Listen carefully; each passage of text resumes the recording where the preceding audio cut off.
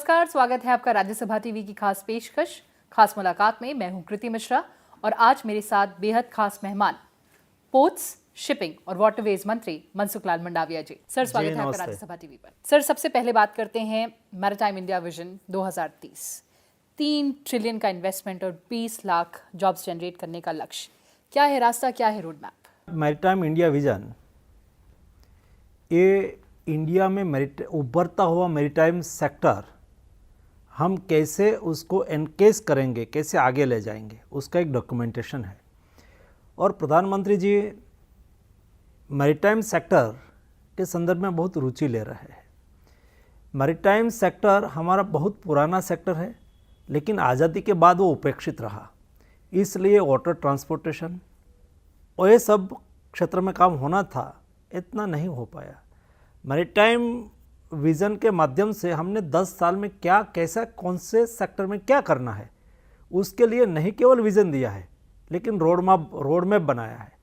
For example, port है, port infrastructure आपको international standard का करना चाहिए, क्योंकि पोर्ट सेक्टर ये इंटरनेशनल सेक्टर है। आज 95% बाय वॉल्यूम कार्गो एग्जिम होता है, एक्सपोर्ट इंपोर्ट होता है, बाय पोर्ट से होता है। तो जब पोर्ट में वेसल्स आते हैं, वो तो दुनिया में, इंडिया में भी कॉल करता है, यूरोप में भी कॉल करता है, अफ्रीका में भी कॉल करता है, विश्व के कई भी कंट्री में, अमेरिका में जाके भी कॉल करता है। तो वहाँ क्या व्यवस्था है, क्या फैसिलिटी है, क्या इंफ्रास्ट्रक्चर है, ये इंफ्रास्ट्रक्चर यहाँ होना चाहिए। उसको ऐसा इंफ्रास्ट्रक्चर खड़ा करने के लिए हमने देश में हमारे जो बर्थ है या तो हमारा पोर्ट है, उसको थोड़ा स्वायत्त करने के लिए एक डिसीजन लिया और हमने पोर्ट अथॉरिटी बिल पास किया। पोर्ट अथॉरिटी बिल पास करने से लैंडलॉर्ड मॉडल को प्रमोशन मिलेगा, इसलिए प्राइवेट प्लेयर पोर्ट पर आएंगे, पीपीपी से पोर्ट में बर्थ बनाएंगे, उसके साथ वो बिजनेस भी लाएंगे, टेक्नोलॉजी भी लाएंगे, एम्प्लॉयमेंट भी लाएंगे। और हमने रोड में किया है कि अगले दिनों में जो मेरे पास बर्थ है उसमें से मैक्सिमम बर्थ हम उसको आउटसोर्स कर देंगे और उससे जो रेवेन्यू आएगी उससे इंफ्रास्ट्रक्चर के लिए हम खर्च करेंगे। ये पोर्ट सेक्टर की बात हुई। ये देश में शिप बिल्डिंग का शेयर केवल 1% है, उसको आगे बढ़ाना है। शिप बिल्डिंग और एम्प्लॉयमेंट जनरेट करने वाली इंडस्ट्रीज है। दूसरा, शिप बिल्डिंग सेक्टर में इंडिया दुनिया में महत्वपूर्ण रोल अदा करते थे एक समय में। यहाँ वाडिया फैमिली 19th सेंचुरी में शिप बना के रखते थे और दुनिया यहाँ शिप खरीदने के लिए आती थी। सूरत और मुंबई में वो बनाते थे और बेचते थे। ये शिप बिल्डिंग सेक्टर को हमें फिर से रिवाइव करना है।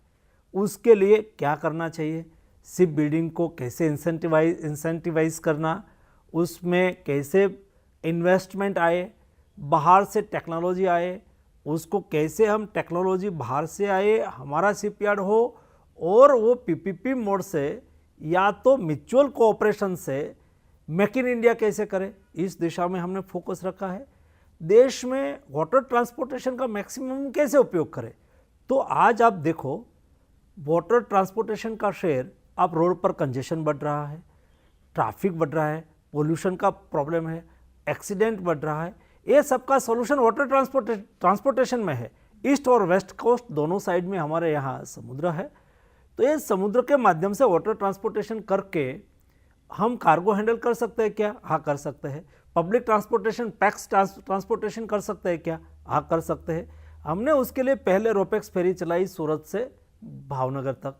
सूरत भावनगर मतलब सौराष्ट्र और दक्षिण गुजरात को जोड़ता है, बीच में गल्फ ऑफ कैम्बे है। आप उसको घूम के जाओ बाय रोड तो 400 किलोमीटर होता है, लेकिन बाय सी चले जाओ तो केवल 59 किलोमीटर होता है। तो वो 10-12 घंटा लगता है, उसमें से 3 घंटे में पहुंच जाते हैं। तो ये वाटर ट्रांसपोर्टेशन अगले दिनों में मैक्सिमम लोकेशन पर कैसे हो, उसके लिए कैसे रोपेक्स चलाने के लिए इंफ्रास्ट्रक्चर चाहिए, उसको खड़ा करना है। वेसल्स इंडिया में कैसे आए, उसके लिए दुनिया से वेसल्स ओनर को प्रोत्साहित करके इंडिया में ला के यहाँ के लोग उसको ऑपरेट करें, ये स्थिति क्रिएट करना है। तो ये हमारा वाटर ट्रांसपोर्टेशन का सवाल हुआ। उसके अलावा शिप रिसाइकलिंग इंडस्ट्रीज, दुनिया की सबसे बड़ा शिप रिसाइकलिंग यार्ड इंडिया में है और आज दुनिया में जो शिप रिसाइकलिंग होता है उसमें 40% इंडिया में होता है। तो ये उसको आगे कैसे बढ़ाए, क्योंकि आज गुजरात में भावनगर में अलंग जाके देखो, वहाँ 30,000 लोगों को एम्प्लॉयमेंट मिल रहा है सिर्फ रिसाइकलिंग इंडस्ट्रीज से। तो उसको वर्ल्ड क्लास कैसे करें? वर्ल्ड क्लास शिपयार्ड बना के इको फ्रेंडली सिर्फ रिसाइकलिंग करके हम दुनिया में यूरोपियन यूनियन और जो कंट्री है वो आज तक इंडिया में वैसे कम भेजती थी, तो वो भी लोग भेजे इस टाइप के हैजार्डस वेस्ट रिमूवल सिस्टम हम गुजरात में अलंग में खड़ा करें और शिपयार्ड बनाए। ए विज़न में हमने प्रावधान किया है। सबसे important things is it that not only ship breaking, ship building, water transportation, उसके साथ एक बहुत बड़ी अपॉर्चुनिटी है। इंडिया में 7,500 किलोमीटर कोस्टल लाइन है और कोस्टल लाइन पर रहने वाले लोग ट्रेडिशनल सी फेरर हैं। क्या उसको ट्रेनिंग करके दुनिया में आज 50 लाख सी फेरर की जॉब है, बहुत बड़ी जॉब अपॉर्चुनिटी है। 50 लाख होना मतलब 2.5 करोड़ 2.5 करोड़ फैमिलीज को उसके पर जीवन आधार मिल सकता है। तो ये अपॉर्चुनिटी हम एनकेस नहीं कर सकते। छोटा सा फिलीपींस है, 6 लाख सी फेरर है, उसका क्रू वहाँ से 6 लाख है। और इतना बड़ा इंडिया कंट्रीज, जब हमारी सरकार बनी उसके पहले 94,000 थे। आज हमने एक सेक्टर को फोकस किया है, आज 2,50,000 है और मैंने विज़न में रखा है कि अगले 10 साल में हम उसको डबल कर देंगे, डबल करके उसको 5 लाख तक पहुंचा देंगे। उसके लिए अच्छी ट्रेनिंग कैसे मिले, अच्छे ट्रेनिंग इंस्टीट्यूट के बाद उसके एग्जामिनेशन, वर्ल्ड क्लास सर्टिफिकेशन, ये सब करना ये विज़न का एक पार्ट है। देश में सी प्लेन उड़ाना है, क्योंकि एक छोटा सा मालदीव्स है, 150 सी प्लेन उड़ते हैं। क्या हिंदुस्तान में हम सी प्लेन नहीं उड़ा सकते?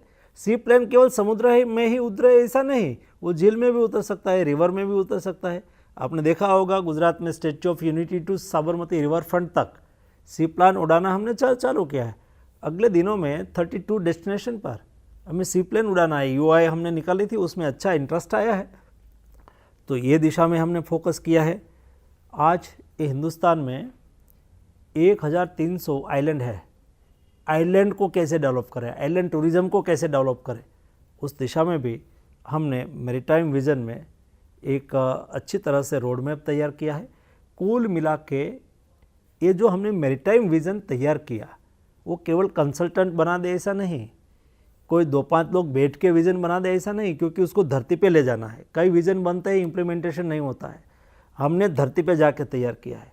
उसके लिए number of stakeholder consultation किया, स्टेट गवर्नमेंट के साथ कंसल्टेशन किया, कोस्टल कम्युनिटी के साथ कंसल्टेशन किया, डायरेक्ट डिस्ट्रिक्ट एडमिनिस्ट्रेशन के साथ कंसल्टेशन किया, और उसके अलावा कोस्टल लाइन पर आए हुए सभी मेंबर ऑफ पार्लियामेंट, उसके साथ मैंने व्यक्तिगत ये प्रेजेंटेशन भेजा और उसका इनपुट्स लिया, और उसको देखते हुए सभी का जो इनपुट्स आया उसको हमने इनकॉर्पोरेट किया और उसके आधार पर ये विज़न तैयार किया है। तो ये विज़न को हमें अचीव करना है। 10 साल में हिंदुस्तान को मैरीटाइम सेक्टर में इंटरनेशनल स्टैंडर्ड इक्विवेलेंट इस सेक्टर को ले जाना है। एक बहुत बड़ी जॉब अपॉर्चुनिटी को एनकेज करना है। रोड और रेल पर कंजेशन हमें कम करना है और देश में world class port infrastructure create करना है। ये सब चीज़ों को ध्यान में रखते हुए हमने ये मैरीटाइम विज़न 2030 बनाया है। सर, आपने बेहद ही महत्वपूर्ण जानकारी दी और सिलसिलेवार तरीके से हर बिंदुओं पर मैं क्लैरिटी चाहूँगी। आपने सबसे इम्पोर्टेंट बात कही शिप बिल्डिंग की। आपने ship building financial assistance policy भी लाई, उसका कितना इम्पैक्ट देखते हैं आप? उसका इम्पैक्ट दिखना शुरू हुआ है। हमने इंडिया में शिप बने, मेक इन इंडिया हो, तो उसके लिए 20% हम इंसेंटिव देते हैं। आज देखो कोची शिपयार्ड और वर्ल्ड क्लास का शिपयार्ड बन गया है। एक नॉर्वे ने इलेक्ट्रिक से चलने वाली, मैनलेस, विदाउट मैन, कोई भी अंदर चलाने वाला नहीं, ऐसी 2 वेसल्स का ऑर्डर, दुनिया की सबसे पहली वेसल्स बनेगी, वो हमारा कोची शिपयार्ड बनाएगा। नेवी का 6,000 करोड़ का ऑर्डर अभी लास्ट वीक में कॉम्पिटिटिव बिड से कोची शिपयार्ड ने लिया है। कई प्राइवेट शिपयार्ड है, वो भी ये अपॉर्चुनिटी को एनकेज कर रहे हैं। हमने उसके लिए कई इंसेंटिव भी दिया। समझ, फॉर एग्जांपल शिपयार्ड को बाहर से स्पेयर पार्ट मंगाना है, कोई शिप बिल्डिंग के लिए मटेरियल मंगाना है तो ड्यूटी फ्री कर दिया है। ये सब चीज़ को इकट्ठा करते हुए शिप बिल्डिंग का शेयर आज 1% है। धीरे धीरे धीरे उसको हमें 5% तक 10 साल में ले जाना है। और उसमें शिप बिल्डिंग में अच्छा मैन पावर भी इंडिया में है। अभी हमारा जो मॉडल बन रहा है, ये बन रहा है कि दुनिया टेक्नोलॉजी लेके आए। फॉर एग्जांपल कैसे हम शिप बिल्डिंग को आगे बढ़ा रहे हैं। इंडिया में ड्रेजर नहीं बनता था बड़ा, तो इंडिया में ड्रेजर बनाने के लिए हमने क्या किया, ड्रेजिंग कॉरपोरेशन ऑफ इंडिया ने ड्रेजर चाहिए था, तो हमने डेनमार्क की कंपनी से, वहाँ से ड्रेजर आता था, हमने कहा कि आप इंडिया में बनाओ, मेक इन इंडिया करो, हम आपसे लेंगे। तो हमने उसको कॉन्ट्रैक्ट दिया, लेकिन एक शर्त पर कॉन्ट्रैक्ट दिया कि आपको इंडिया में बनाना है। तो मेक इन इंडिया, आप टेक्नोलॉजी लेके यहाँ आ जाओ, यहाँ बनेगा तो इंडिया का पैसा इंडिया में रहेंगे और शिप बिल्डिंग भी होगा। इस तरह से शिप बिल्डिंग को हम बढ़ावा दे रहे हैं और हम उसमें आगे बढ़ेंगे। सर, कल प्रधानमंत्री जी को हमने सुना लक्ष्य है 2030 तक 23 वाटरवेज ऑपरेशनलाइज करने का। कितना काम हो चुका है और क्या कुछ बाकी है?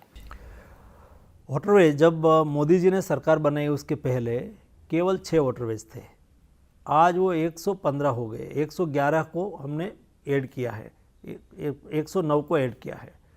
तो वाटरवेज और वाटर ट्रांसपोर्टेशन ये बहुत आज के दिन में, अंग्रेज लोग कलकत्ता क्यों आए थे और पहला पोर्ट उन्होंने कलकत्ता क्यों बनाया, क्योंकि उसको वहाँ से 2 रिवर मिलती थी, एक गंगा, दूसरी ब्रह्मपुत्रा।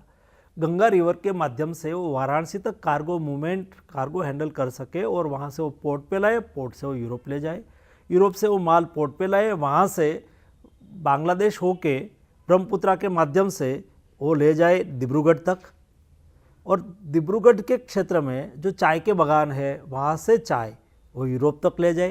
ये समय से वाटरवेज था, लेकिन आज़ादी के बाद वो उपेक्षित रहा, उसका अच्छी तरह से उपयोग नहीं हुआ।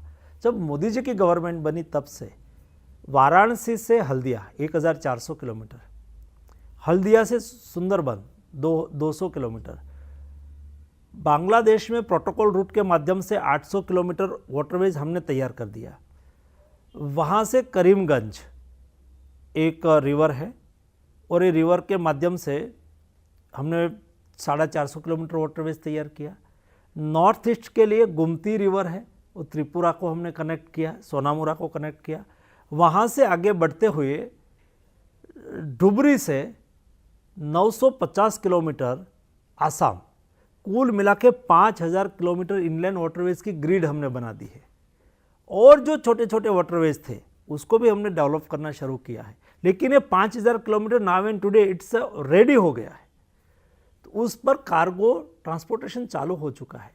ईयरली 25% ग्रोथ होने लगा है कार्गो में।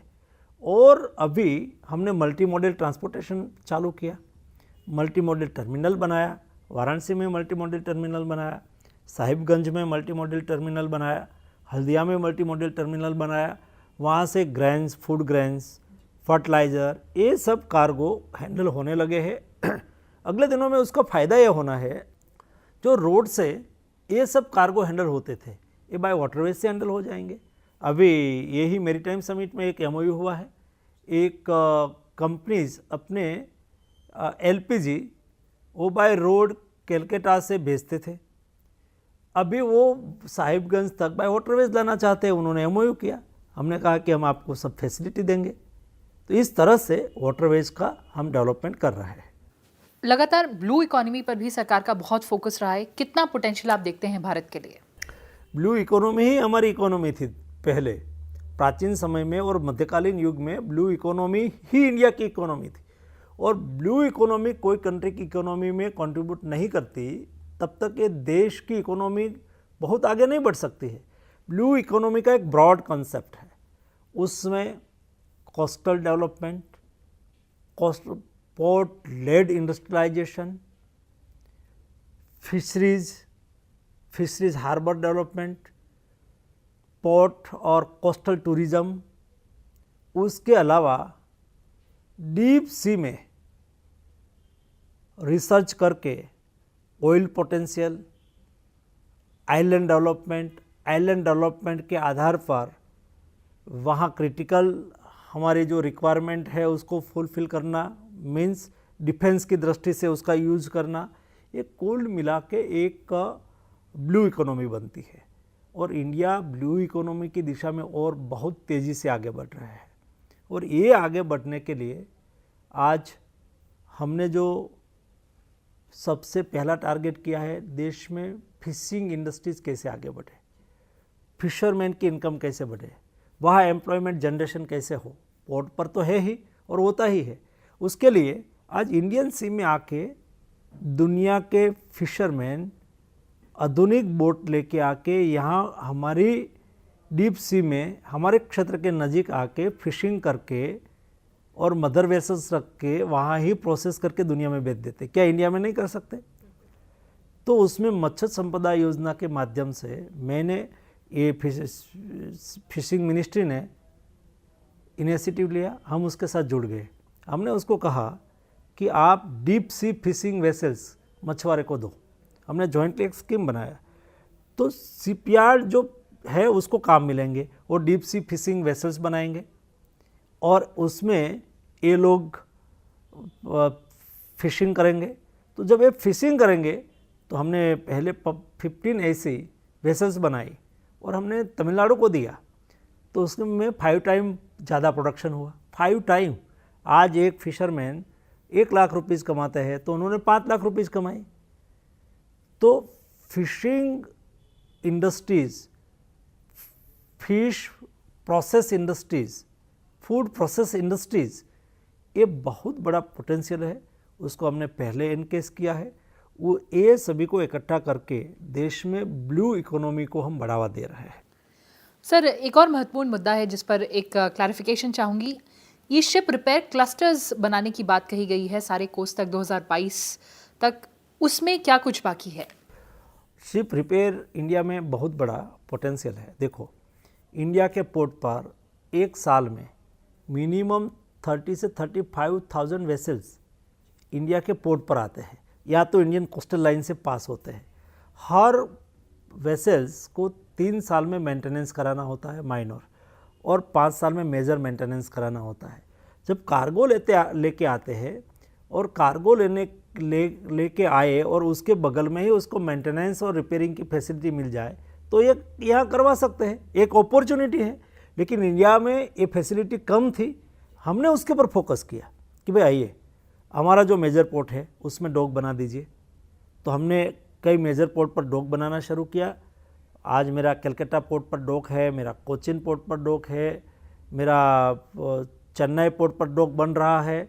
तो वहाँ वेसल्स आएंगे, वो रिपेयर कराएंगे, मेंटेनेंस कराएंगे। 2 चीज़ इंडिया में है, मैन पावर है, ब्रेन पावर भी है, टेक्नीशियन है, हमारे पास अच्छे स्किल मैन वर्कर्स है, उसको एम्प्लॉयमेंट मिलेगी और उसके साथ उसको प्राइस कम लगेगी, मतलब खर्च कम लगेगा।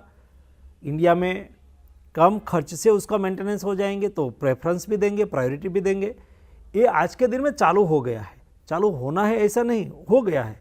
और प्राइवेट प्लेयर आके अगले दिनों में शिप रिपेयर फैसिलिटी डेवलप करें, उसके लिए भी हमने उसको सपोर्ट किया है। हमारे पोर्ट के पास लैंड है या तो पोर्ट का इंफ्रास्ट्रक्चर है, उसमें भी प्राइवेट प्लेयर आके वहाँ ये फैसिलिटी क्रिएट करे, उसके लिए भी हमने उसको अभी पोर्ट अथॉरिटी में पोर्ट को सत्ता दे दिया है, वो भी कर सकते हैं। ये सब चीज़ों को इकट्ठा करके हम शिप रिपेयर फैसिलिटी और शिप रिपेयर इंडस्ट्रीज़ को आगे बढ़ा रहे हैं। सर, आखिरी में सागरमाला के बारे में जानना चाहूँगी, क्या सक्सेस, कितना टारगेट रियलाइज़ हो चुका है और क्या कुछ करना बाकी है? सागरमाला योजना में 513 से ज़्यादा प्रोजेक्ट 2035 तक करने के लिए आइडेंटिफाई किया था। उसमें से 123 प्रोजेक्ट आज के दिन में कंप्लीट हो गया है और 300 प्रोजेक्ट पर आज काम चल रहा है कोई ना कोई। और कई प्रोजेक्ट ऐसा है कि स्थिति के अनुसार हम उसको नहीं कर पा रहे, तो उसको दूसरी तरह से हम भविष्य में करने की दिशा में जा रहे हैं। कुल मिला के उसके पर एक पॉजिटिवली और रोड मैप के अनुसार हमने काम करना शुरू किया है। उसको चैनलाइज करने के लिए सागर तट समृद्धि योजना सागरमाला पार्ट 2 लेके हम अगले दिनों में आएंगे।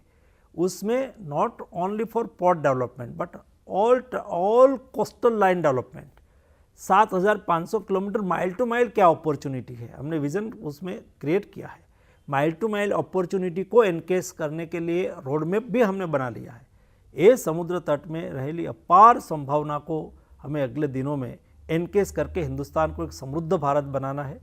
मोदी जी के नेतृत्व में देश बदल रहा है, देश आगे बढ़ रहा है और नया भारत का निर्माण हो रहा है। तो जब नया भारत क्या है उसको देखते हुए नया भारत एक ऐसा भारत हो जो डेवलप्ड कंट्री के रूप में दुनिया के सामने हो।